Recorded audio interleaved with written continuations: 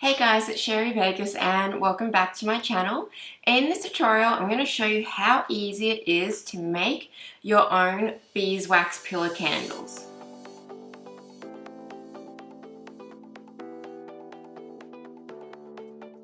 There's only a few items that you need to be able to create these candles. The first one is you want to get some beeswax sheets. You can get these from all sorts of suppliers now and they come in a variety of colors. You want to get some cotton wicks or whatever wicks that you prefer to use.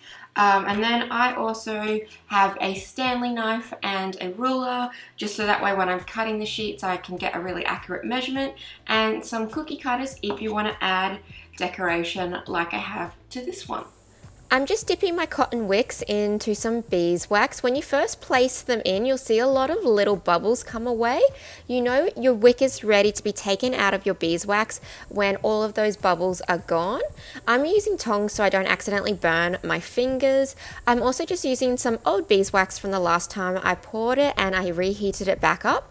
If you wanted to as well, you could also add fragrance into this beeswax so that way these candles do have a slight fragrance. It's not going to be as strong as obviously a soy candle, but you can still give them a tiny bit of fragrance to them.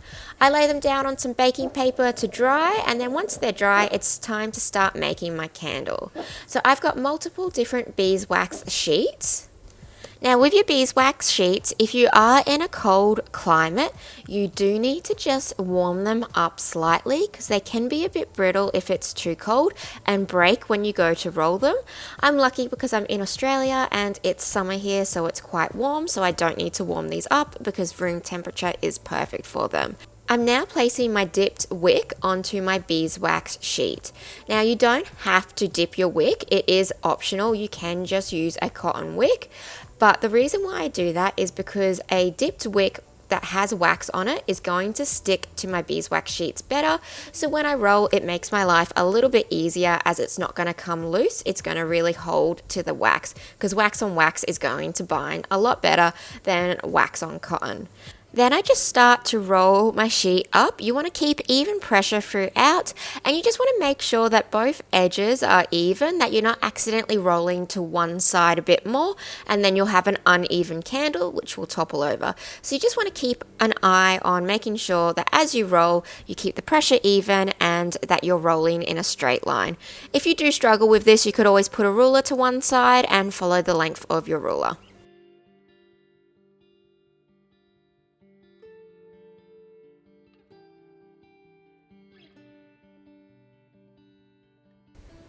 Once you've rolled the full length of your wax sheet up, you'll notice that you need to seal the edge. Some people just like to press down really hard on the edge and seal it that way.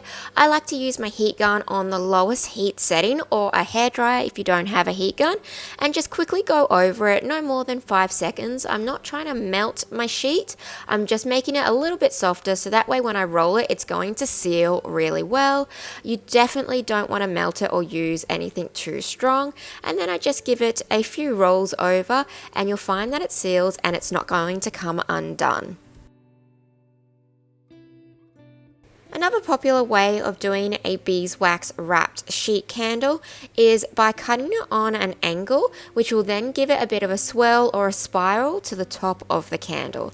A ruler is best, but if you don't have one or you've misplaced it like I have, you can always use the edge of a notepad and then just get a Stanley knife and cut it across that angle. The deeper you make your angle, the larger your spiral is going to be.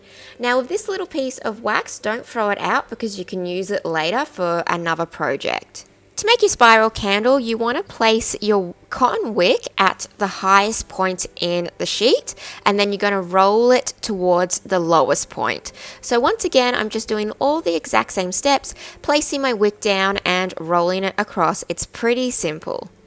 You only want to focus really on the bottom of your candle, just making sure you keep that nice straight line, but the top obviously is going to have a curve to it as we've cut it on an angle.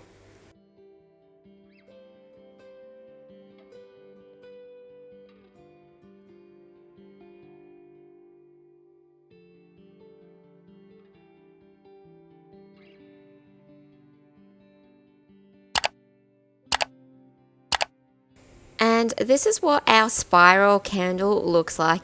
Now, if you want to make bigger candles, you can either add 2 sheets together or look for longer sheets. So I've just got a square sheet, but they do also sell your beeswax sheets in longer lengths if you want to make more fatter candles.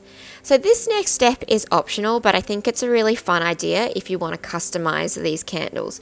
You're going to need some cookie cutters. I personally like the ones that have the little pop out thing because it makes it a lot easier to get the wax cutouts out of your cookie cutter. All I've done is gotten my heat gun once again and softened my sheets just enough that when I do press my cookie cutter in, it makes it super simple to cut through my wax sheets. And I'm just cutting out a few different designs and in a few different colors. So I'm doing a bunch of flowers and leaves, but you can obviously do whatever cookie cutters that you want. So you could always theme these, make these Christmas candles or any sort of like special celebration candles by just using different cookie cutters. And then all I'm doing is the exact same steps that we use to seal down our candles. Add a little bit of heat, press our wax cutouts into our candle in whatever design you want to do, and then add maybe a little bit more heat just to really seal it down. And you can keep repeating this process.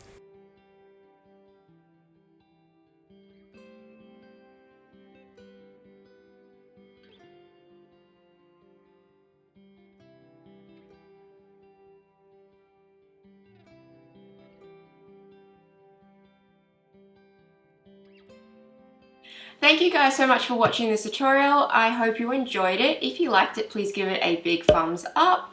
And if you have any ideas for any other tutorials you want me to do, feel free to leave it in the comment box below. I'm always open to new ideas and trying out new things.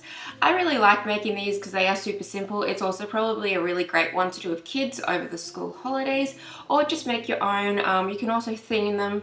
You could do Christmas version ones, you could do Easter, you could really like do whatever you want with these, and they're just so incredibly simple. Like, it's only a few steps and they'd be incredibly hard to screw up, and you can also have a bit of fun with them, you know, cutting them on an angle, adding a bit of like different sort of cookie cutter shapes to them. I've just done flowers, but obviously if you were to do like a Christmas theme one, you could get like snowflake cookie cutters, or you could get Christmas trees and add that onto your candles. I also think they're probably a really great gift to give someone, because I doubt anyone has these at the moment, as they're only just starting to become back on trend. So you're kind of going to be ahead of the trend if you give them as a Christmas gift. Thank you guys so much for watching this channel. Please give it a big thumbs up. If you're new to my channel, please do subscribe, as I post new videos every single week, all to do with craft and DIY projects and art. And thank you guys.